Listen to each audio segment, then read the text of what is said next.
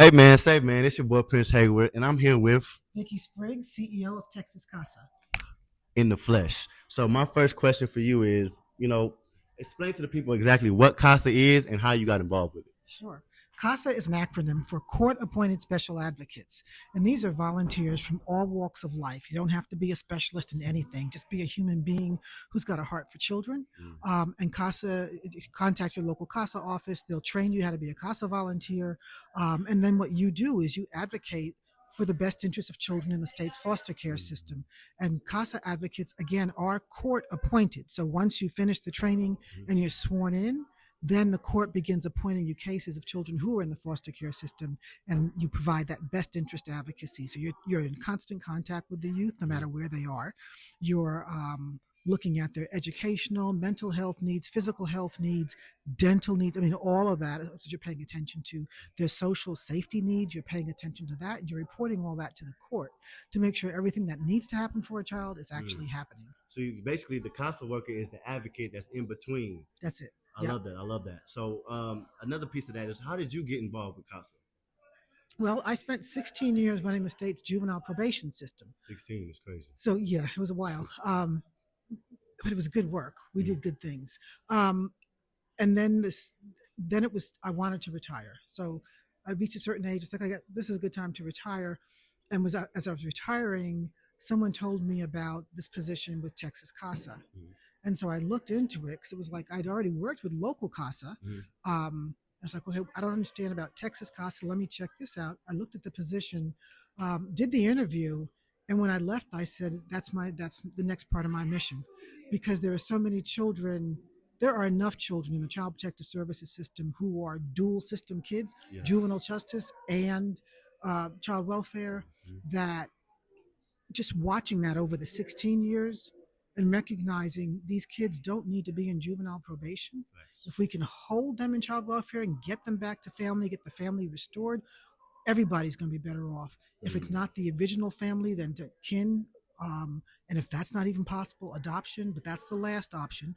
But doing what's best for children, if we can make that happen, then the kids won't have to be trying to take care of themselves and ending up in the juvenile justice system. So that's how I got involved, swimming upstream. I love that. I love that. Side quest, real quick. Where is this passion coming from? I feel the passion. I'm an energy person. I feel the passion. I've always felt the passion, Gotcha. and I hear the passion. Where does that come from?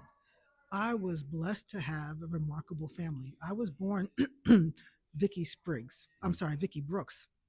My mother was married to Bill Brooks. They got divorced. I've got five sisters. They got divorced. My mother remarried, and Frank Spriggs adopted us all. Um, in each sense, whatever was happening with my bio father, it didn't affect us. And when Ma and Dad, my adoptive, Frank Spriggs, who adopted us all, when they married, everything was just so yes, that for me, every child should have yes as childhood. And so that's been my fight. And I started it when I was 17 in college, in my first summer job in college.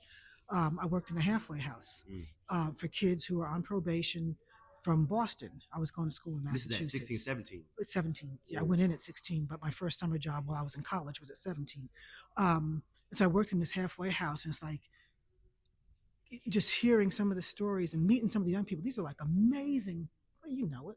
We're all amazing. And the kids were amazing. And it was like, well, at the end of the summer, I asked one of the other people there, I said, well, is this a real job? And they said, well, yeah. I said, well, what's it called? And they said, well, it'd be juvenile justice. Right. And I said, juvenile justice? There's a law system for kids? And they said, yeah, didn't know that. Yeah. Because I was in that family where I tell you once, I tell you twice, we're not going there for the third time, right? So I didn't know there was a whole system out there. But it turned out the University of Massachusetts, where I went to school, had the only juvenile justice major in the nation. So I immediately, I don't believe in coincidences right, either. Exactly, right? Well, I found my purpose and my mission in that halfway house at the age of 17, and I've been on purpose, on mission ever since then. I love that. I love that. My last question for you, Miss Vicki, is again, I'm a visionary person that has lived experience, a little criminal background as well.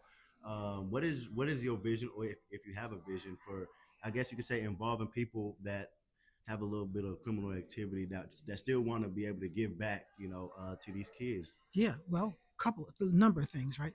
One, it depends on the well, if it's juvenile, your record's sealed anyway, so For that's sure, like for sure. that's out.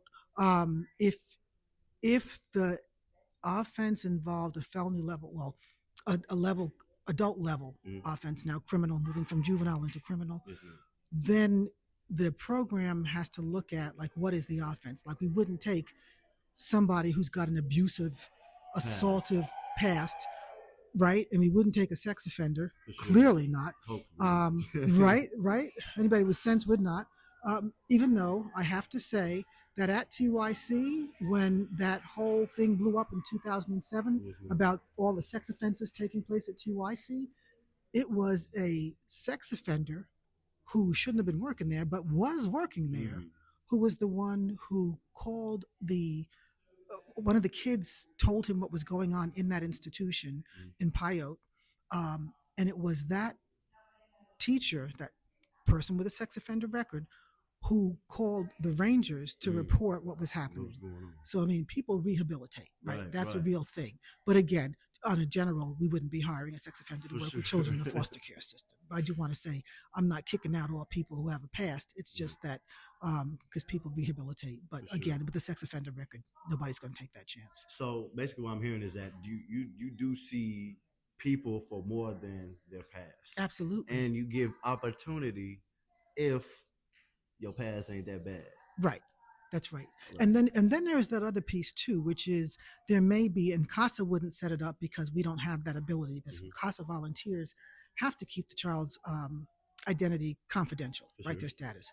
But they might there might be a forum where somebody who does have a past is speaking to young people, and it might be appropriate to take that child just as a child in to hear. So because I mean everybody's life test has the potential to be a testimony for other young people to hear.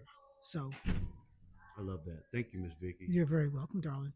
For y'all, it's OG Vicki. Auntie Vicki is what I call her. Yeah. You feel me? Don't play like that. But thank you so much. You're welcome. Thank